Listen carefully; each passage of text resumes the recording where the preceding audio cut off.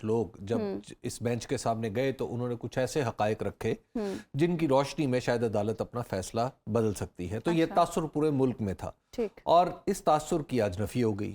دوسری بات یہ ہے کہ جس طرح کل اس تاثر سے دلیری پکڑتے ہوئے الیکشن کمیشن نے جس طرح اپنی سی ایک کوشش کی کہ جناب آپ دوبارہ 8 اکتوبر پہ آ جائیں، یعنی اس نے گویا الیکشن کمیشن نے عدالت عظمیٰ کو ڈکٹیٹ کروانے کی کوشش کی کہ آپ کچھ نہ کریں، ہم ہیں نا، ہم کچھ کر لیں گے.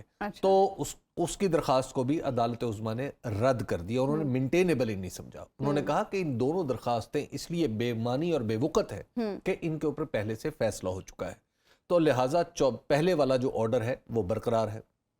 دوسرا انہوں نے کہا کہ ہاں یہ آرڈر صرف ایک صورت بدل سکتا ہے کہ سیاسی حالات بدل جائیں، یعنی سیاست کے اندر ایک ایسا کنسنسس پیدا ہو جائے جس کے نتیجے میں کوئی ایک دستوری عمل بھی آگے بڑھے. اب یہ خالی سیاستدان بیٹھ کے ایک کورے کاغذ پہ سائن کر کے اور لکھتے ہیں کہ جناب فلاں تاریخ کو الیکشن ہوں گے، تو یہ عدالت کے لیے قابل قبول نہیں ہے. عدالت کی دی گئی مدت میں کوئی کانسٹیٹیوشنل کام کرنا ہوگا، کوئی آئینی ترمیم کرنی ہوگی. وہ آئینی ترمیم ہو سکتی ہے، وہ اسمبلیاں یعنی صوبائی قومی اسمبلی کا توڑنا ہو سکتا ہے، وہ قومی اسمبلی اور باقی 2 صوبائی اسمبلیوں کا توڑنا ہو سکتا ہے، وہ کوئی اور چیز ایسی کر کے دکھانی پڑے گی جو دراصل عدالت کے حکم کے ساتھ ان لائن ہو. یعنی آپ یہ کہہ رہے ہیں کہ جو گنجائش کی بات عدالت نے کی ہے وہ ان چیزوں سے جڑی ہوئی ہے. جی، وہ ان چیزوں سے جڑی ہوئی ہے. اور دوسری بات یہ ہے کہ عدالت نے اس میں ایک اور چیز بھی کہی ہے کہ اگر آپ یہ گنجائش نہیں نکال سکتے تو آپ نے کچھ ایسے حرکتیں فرما دی ہیں جن سے یہ گنجائش نکلتی ہے. وہ مثال کے طور پہ میں آپ کو عرض کر چکا ہوں اسی پروگرام میں کہ جب کوئی مالی بل جب پارلیمنٹ میں جائے اور وہ منظور نہ ہو تو اس کے بارے میں پھر یہ طے ہوتا ہے کہ حکومت کو اب پیسے خرچ کرنے کی صلاحیت حاصل نہیں رہی اور لہٰذا حکومت ہار گئی ہے. تو آج ہمارے دستور میں اگرچہ یہ لفظ نہیں ہے لیکن آج کے آرڈر میں عدالت نے یہ بتا دیا ہے کہ پارلیمنٹری سسٹم میں نارم یہ ہے کہ کسی بھی وزیر اعظم کو ہاؤس کی میجورٹی کمانڈ کرنی چاہیے اور ہر وقت کرنی چاہیے. بالکل. اور اگر وہ کسی ایک موقع پہ جب خاص طور پر پیسوں کا معاملہ ہو، منی بل کا معاملہ ہو، تو منی بل اگر وہاں سے ریجیکٹ ہو جاتا ہے تو اس کا مطلب یہ ہے کہ وزیر اعظم کو اکثریت حاصل نہیں رہی. یہ بات آپ پہلے ایک پروگرام میں کر چکے ہیں. جی بالکل، میں عرض کیا تھا اس وقت بھی. تو اب یہ گویا ہمارے دستور کی ایک ایکسٹینشن بن گئی ہے یہ بات. تو اس میں وزیر اعظم صاحب جو ہیں وہ بھی ایٹ سٹیک آ گئے ہیں. اور پھر آج جس طرح ہمارے اٹارنی جنرل کو کہا گیا ہے کہ جناب آپ ذرا ان کی سنجیدگی، ان کی جو سنگینی ہے وہ وزیر اعظم کو ذرا بتائیے کہ انہوں نے اسمبلی میں کیا ہوا ہے تو اس کے کیا معنی ہے، اور جب انہوں نے عدالت کا حکم نہیں مانا اور اس کو پارلیمنٹ کی طرف دھکا دیا ہے تو اس کے کیا معنی. اتنے بھولے تو ہمارے وزیر اعظم بھی نہیں ہیں. اتنے بھولے تو کوئی بھی نہیں ہے نا. اتنے بھولے تو ہم جیسے فقیر لوگ بھی نہیں ہیں. ہم پورے پاکستان کو نظر آ رہا ہے کہ دراصل جب پارلیمنٹ کی طرف کوئی چیز چلائی جاتی ہے تو اس کا مطلب کیا ہوتا ہے. اور جب آپ اس طرح وہاں سے کہیں اور باہر آ کے کہیں اپنے جمہوریت پسند ہونے کا دعویٰ کریں کہ جناب دیکھیں جو پارلیمنٹ کہہ رہی ہے میں تو وہ نہیں کر سکتا، تو جو پارلیمنٹ نے یہ کہا ہے کہ وزیر اعظم صاحب آپ گھر جائیں کیونکہ ہم آپ کے دستخط سے آپ کو پیسے نکالنے کی اجازت نہیں دے رہے. ابھی آرٹیکل 81 اور آرٹیکل 84 کے تحت پارلیمنٹ الیکشن فنڈ کے لیے ووٹنگ کر سکتی ہے.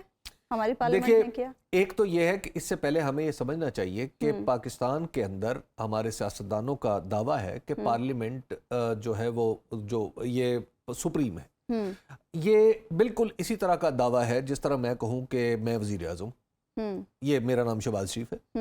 یہ بالکل غلط دعویٰ ہے نا.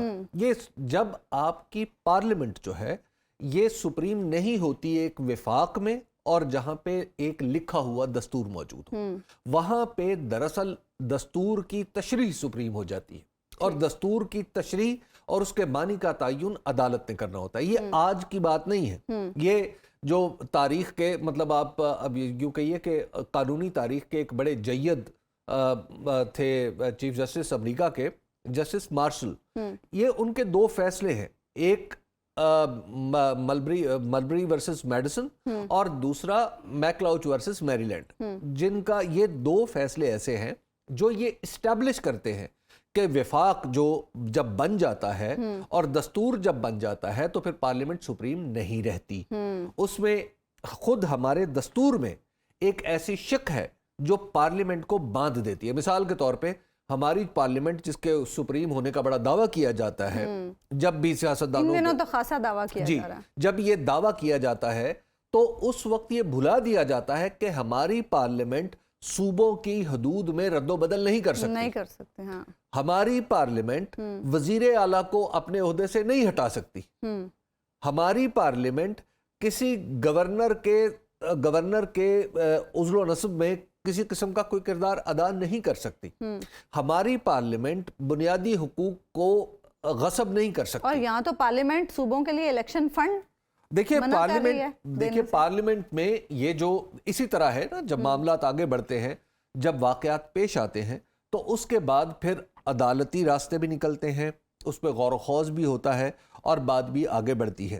اس پرٹیکولر کیس میں یہ سمجھتا ہوں کہ ایک بالکل چلتی ہوئی پریکٹس ہے پاکستان کے اندر کہ جب یہاں پہ اسمبلی ٹوٹی ہے، ہمیشہ سے انتخابات ہوتے رہے ہیں اور وہ پیسے بعد میں ایڈجسٹ ہوتے رہے ہیں.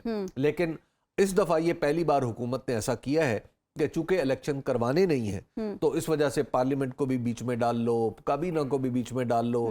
ابھی تو مجھے لگ رہا ہے ابھی میرے تھوڑے دن بعد اگر یہ کام نہ ہوا تو بال بچوں کی دہائی دی جائے گی کہ جناب میرے چھوٹے چھوٹے بچے ہیں، اللہ کے نام پہ الیکشن نہ ہونے دیں. حبیب صاحب، عدالت نے یہ بھی کہا کہ فیصلہ ہو چکا ہے، اب پیچھے نہیں ہٹیں گے، یہ بھی کہا، اور دوسری طرف یہ بھی کہہ دیا کہ سیاسی جماعتیں اگر ایک پیج پر آ جاتی ہیں تو پھر گنجائش نکالی جا سکتی ہے. یہ باتیں دونوں اپوزٹ ہیں، کیسے؟ ایک تو یہ بات ہے کہ جب سیاسی جماعتیں جب ایک پیج پہ آ جاتی ہے تو یہ کن سیاسی جماعتوں کی بات ہو رہی ہے؟ یہ جماعت اے جماعت بی کی بات نہیں ہو رہی. ٹھیک ہے، اس وقت آپ کے پاس کن پولیٹیکل پارٹیز میں کنسنسس ضروری ہے؟ پی ڈی ایم اور عمران خان یعنی Tehreek Insaf, P T I وہ پارٹی ہے جس نے 2 اسمبلیاں توڑی ہیں اور جس سے تعلق رکھنے والے آج بھی ان اسپیکر کے آئینی عہدوں پر فائز ہیں. ٹھیک ہے، ایک سٹیک ہولڈر ہوگی پی ٹی آئی، دوسری ہے P D M. P D M کہتی ہے کہ جناب ہم نے الیکشن نہیں کرانا لیکن پاس اسمبلی توڑنے کا اختیار موجود ہے. ٹھیک ہے، وزیر اعظم اگرچہ پی ایم ایل این سے تعلق رکھتے ہیں لیکن براڈلی وہ پی ڈی ایم کا حصہ ہے. اور تیسری پارٹی ہے پیپلز پارٹی، جو اس حکومت کا پی ڈی ایم کا حصہ تو اس طرح نہیں رہی لیکن حکومت کا حصہ ہے. تو لہٰذا ان پارٹیوں کے درمیان اتفاق رائے کی بات ہو رہی ہے. وہ ایسا نہیں ہو رہا کہ جناب ریپبلکن اور ڈیموکریٹ امریکہ میں اگر اتفاق رائے کر لیں گے تو بات آگے چل پڑے گی.